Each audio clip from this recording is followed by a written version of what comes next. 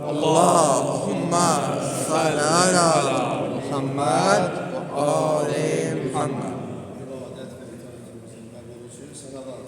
Allahumma salli ala Muhammed ve ali Muhammed. Euzu billahi mineşşeytanirracim. Bismillahirrahmanirrahim. Alallahul hakim fi kitabil mubin. Euzu billahi mineşşeytanirracim. Bismillahirrahmanirrahim.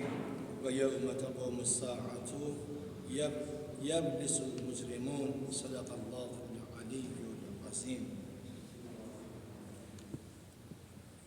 İki namaz arası özüme boz bildim. Siz əzizlərimi Allah'ın salamı ilə salamlayan və bir neçə qədər Allah kəlamlarından danışaq. İnsan, mümin, müsəlman hər nə qədər Allah kəlamlarına yaxın olsa, bir o qədər bu dünyada Allah'a tərəf yön almış insanlardan ola bilər. Çünki hər bir insan ətrafında və çevrəsində olan insanlarla tanınmış olur. Əgər bir insan hər nə qədərsə Qur'an oxuyan insanlarla, Allah'ı dərk edən insanlarla, mümin insanlarla bir yerdə olarsa, onların kəlamını eşidərsə, əlbəttə ki, Allah Taala'ya bir o qədər yaxın olan insanlardan olar. Ki, arzumuz budur ki, Allah Taala bizim hər birimizi Allah'a yaxın ve onu seven insanlardan qərar versin. En âli, en üstün ve uzun müddettir ki biz bu məsciddə, Allah evində, Əhl-i Beytin qapısında Allah'a həmişə cümə günlərində və belə günlərdə yalvarmışıq ki, ilahi, birinci arzumuz budur ki, ilahi, dünya müsəlmanlarını biri-birinə mehriban qərar verir. Allah şeytanı lanet eləsin. Allah Taala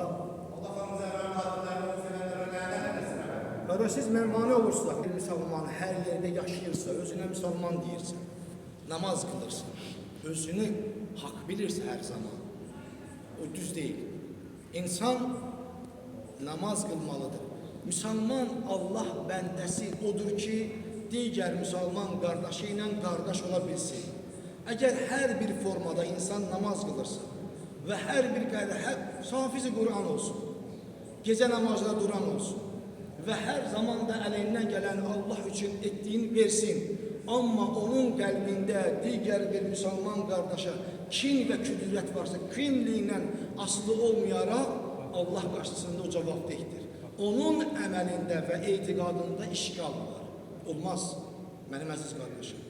Bizi zamanında ve tarihinde bizden olmayanlar bizim içimize girip bizi ayırırlar. Gelin imkan vermeyin buna. Gelin indi de buna imkan vermeyin. Birbirimizden mehriban olun.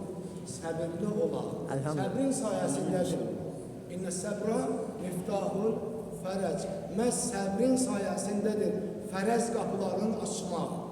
Biz səbir göstərməliyik və özümüzü Qur'an əhli biliriksə, Peygamberler onun əhlini bilir ise, Əhl-i Beytin əhliyle bilir ise, güzel sahabelerle bir yerde olmak əhlin bilir ise, bunu dilimizde ikrar edir ise, əməlimizdə onu göstermeliyik, mənim əziz qardaşım.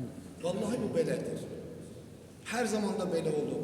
Ola bilər digər bir insan sənin qəlbinə dəysin, amma sən ki iddia edirsən ki, mən müminəmsə, o müminliyi itirməməlisən. Bu cür Hazreti Peygamber aleyhissalatu vesselam Medine'de namazdan sonra Müslümanlarla, sahabelerle danışırdı. Ey sahabeler, ey müminler, ey Müslümanlar, eğer bir insan sizin aranızda her hansı bir insana pislik etmiş ederse, pis iş görmüş olarsa, siz ki iddia edirsiniz ki müminsiniz, Müslümansınız, mən Peygamberi Allah'ın sonuncu Peygamberi kimi tanıyırsınız ve sizin Kur'an-ı Kerim'e etiqadınız varsa, siz o pisliğin karşısında ne etmiş olarsınız? Hamı sustu baxdı ve qəlblərindən belə keçdi ki, haqq olan Peygamber bizden daha yaxşı bilər. Arasından Əmir el-Mömin Ali aleyhisselam durdu, dedi ki, ya Peygamber, olar mən deyim bu sözü? Dedi, buyur. Dedi, əgər o mənə pislik edərsə, mənə pis üz göstərərsə, onun əməli pisdirsə, mən o insana pisliyin əvəzində yaxşılıq edərəm. Bu bir, Hz. Peyğəmbər əleyhissalatu vesselam yenə danışmağa başladı. Bir müddət keçdi, dedi, həmən insan qayda ikinci dəfə yenə təkrarən sizə pislik edəmiş olsa, onda siz yenə nə edərsiniz həmən o insana? Hamı sustu. Əli əleyhissalam buyurdu ki, ya Peyğəmbər, olar mən deyim. Dedi, buyur. Dedi, mən o insana baxmayaraq ikinci dəfədə mənə pislik edir, mən təkrar ona yaxşılıq edərəm. Bu minvaldan üçüncü dəfədən soruşur. Dedi, əgər eyni bir insan üçüncü dəfə sizə yenə pislik etmiş olursa, o zaman siz nə edərsiniz? Hamı yenə tutuşdu. Əli əleyhissalam deyəndə dedi ki, onlar yenə mən deyim, dedi, buyur. Dedi, üçüncü dəfədən pislik edən mənə insana, mən yenə ona yaxşılıq edərəm. Dedi, ya Əli, bir insan üç dəfə təkrarən sizə pislik etmiş olubsa, siz ona yenə təkrarən yaxşılıq edərsiniz. Dedi, ya Peyğəmbər, ey Allahın haqq olan Peyğəmbəri, ey Qur'an nazil olan Peyğəmbər, əgər o bəndə, o insan özünə müsəlman deyirsə, öz pisliyindən əl çəkmirsə, mən öz yaxşılığımdan niyə əl çəkməliyəm? O əgər yaxşı olmaq istəmirsə, mən yaxşı ikən niyə pis olum? Bax, məsələ budur. Əgər doğrudan da biz yaxşıyıqsa, ibadətimiz düzdürsə, bizim o ibadətimiz əməlimizdə biz göstərməliyik onu. Rəftarımız necədir? Mən Allahu Ekber deyim, Allah Teala ilə danışım, gözlərimdən yaş gəlsin, ondan sonra qardaşıma, digərinə böhtan atım, pislik edin, ona yuxarıdan aşağı baxın, onu aşağılayım, onun əlində olan imkanı əlindən almaq üçün hər nə fürsət axtarım. O zaman hansı müsəlmançılıqdan, hansı imandan danışırsan, hansı etiqaddan danışırsan, hansı Allah tanımadan danışırsan və nə cür Allahu Ekber deyirsən, necə olur özünü haqq bilirsən. Bizim adətimizdir ki, hər zaman kimlənsə bir yerdə olanda üçüncü tərəf haqqında həmişə pis danışarıq, tənə etmiş olarıq, suizən etmiş olarıq. Bir zaman da insan fikirləşsə ki, mənim bu qədər yaşım var və mən gecə namazına dayanıram, dururam, mən sübh namazını qılıram, mən Qur'an oxuyuram, mən həccə getmişəm, həcc qılmışam, mən Kərbəlada olmuşam. Bir özüm güzgünə özümə baxım ki, mən kiməm, mən özüm kiməm? Mənim rəftarım nədir? Mənim əqidəm nədir? Mənim etiqadım nə qədərdir? Görəsən Allah Teala, Qur'an-ı Kərim, Peyğəmbərlər, Əhl-i Beyt bizə bu cür nümunə qoyub ya yox? Əgər qoymayıbsa və mənim o naqis olan əməllərim ki var, onu mən həmişə edirəm, hansı üzdən edirəm və hansı üzdən deyirəm ki, ya Peyğəmbər, mən səndən bir yerdəyəm. Necə olur ha? Necə olur ki, mən Qur'anla oxuyuram Qur'anı, namaz qılıram və deyirəm ki, bu cürəm. Bugün Peyğəmbərin, Həzrəti Peyğəmbər əleyhissalatu vesselamın evində hüzün günüdür. Nə gündür o? Çünki gözünün nuru xanım Fatimə-i Zəhranın dünyadan rehlətidir. Xanım Fatimə-i Zəhra İsmət, alimə, Allahın sevdiyi, yəni kəlmə nə çıxıbsa Qur'ana istinad çıxır. Həyat tərzini keçirdib, Qur'ana istinad həyat tərzini keçirdib. Allah kəlamından başqa onun həyatında bir şey axtarıb tapa bilmirsən. Yəni bu adam nəfsi istəklərinə uymayan bir şəxslərdən biri olur. Yəni atası nə deyibsə ona, Peyğəmbər əleyhissalatu vesselam, o onu götürüb. Bu bütün kitablarda məşhurdur. Belə bir şəxsiyyət olur.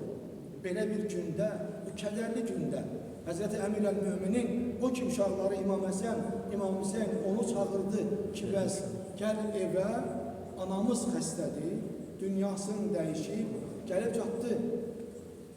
Əmisi qızı xanım Fatimə-i Zəhraya gördü ki, artıq dünyasını dəyişib. Nə dedi? Dedi ki, bəs övladlarım, gəlin bu fani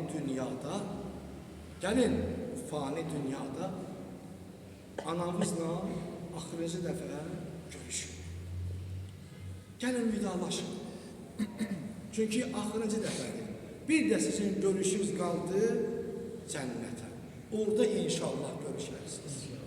Baxın, biz xanım Fatimə-i Zəhranın hələ uşaq ikən atasının yanında, hələ anası Xədicə-i Kübra ilə bir yerdə olanda, hələ onun əməllərinin necə olduğu və o necə gözəl bir alimə xanım olduğu və hər zaman da öz şəxsi istəklərin deyil, Allah istəklərin daha üst tutan bir şəxsiyyət olur. Və biz də deyirik ki, Allahım mən səni haqq bilirəm, sənin göndərdiyin Peyğəmbəri haqq bilirəm, göndərdiyin Qur'an-ı Kərimi haqq bilirəm və gözəl səhabələri və gözəl əhl-i beytivi haqq bilirəm və onların yolundayam. Düz əleyhissalam. Necə deyirsən ki, sən əhl-i beytin yanındasan, amma əməlimiz ondan düz deyil. Bizim rəftarımız ona uyğun gəlmir. Bizim etdiklərimiz bu dünyada ona uyğun tamam tərs gəlir. Və deyirəm ki, dilimlə ki, mən onunla bir yerdəyəm. Axı, biz öz-özümüzə baxmalıyıq. Çünki onları bizim üçün nümunə qoyublar ki, biz ibrət götürək. Quran-ı Kərimin ayəsini dedim sizə, Rum surəsinin 11-ci ayəsi. Allah Müteala buyurur, وَيَوْمَ يَتَّقُومُ السَّاعَةُ يَبْلِسُ الْمُجْرِمُونَ. Birisi nə deyir? Deyir, o gün ki, o saat, o vaxt ki, ya Peyğəmbər, o vaxt ki, gələcək, yəni hansı vaxt? Yəvmə, o vaxt, yəni qiyamət günüdür. Yəblisu, yəni insanlar bir dəhşətə gələcəklərdir o gün. Yəni qiyamətin gününün o hərarətindən, o vəhşətindən, o həşr günü, hər şey ki aydın olar. Hər birimiz oturmuşuq burada, müminlik simasında, saqqal saxlamışıq, əba və qəba giyinmişik, dəstəmaz almışıq, namaz qılmışıq, mən də danışıram. Mənim danışığım qiyamət günündə bir Peyğəmbər o gün ki olacaq, yəni bizə uyarıb, belə deyək, xəbərdar edir. Sən burada arxayın gəlirsən, belə rahatsan, namazımı qıldım, kifayətdir, yox. İbadətimi etdim, kifayətdir, yox. Bu dünya sınaqdır. Biz bu dünyaya gəlmişik imtihan üçün. Sənin, mənim, onun, hər birimizin bir imtihanı var. Bu dünya mövcuddur. Yəni bu dünya gəlib hər şey bizdən, gəlmişik bu dünya, hər şey bizdən nə etmək üçün? Almaq üçün, bizə vermək üçün deyil. Bu cavanlıqdır ki, ömrümüzdür, onu bizdən alacaq mütləq. Ömürdür bizə verib Allah Teala, bu dünya onu bizdən alacaq. O cavanlıqdır bizə verilib, onu da bizdən alacaq. O var və dövlət ki var bizim, hərəmizin hər nə qədər, nəyimizsə varsa. Elə və güman edirik ki, bu malikanə bizimdir. Yox, aldadır səni dünya. Elə bilirsən ki, evdə qoyduğun o 500 manat sənindir, aldadır səni dünya. Elə bilirsən ki, sənin maşının, sənin imkanın, sənin torpağın, sənin xaricdə, burada, indi kimin nəyi varsa sağlığına qismət. Hər nə varsa sənindir, bu dünya and olsun ki, Allahın dərgahına hər birimizdən alacaq onu. Və sonra da elə bilirsən ki, güman edirsən ki, övladlarımız üçün onu saxlayırıq. Xeyr, mümkün deyil.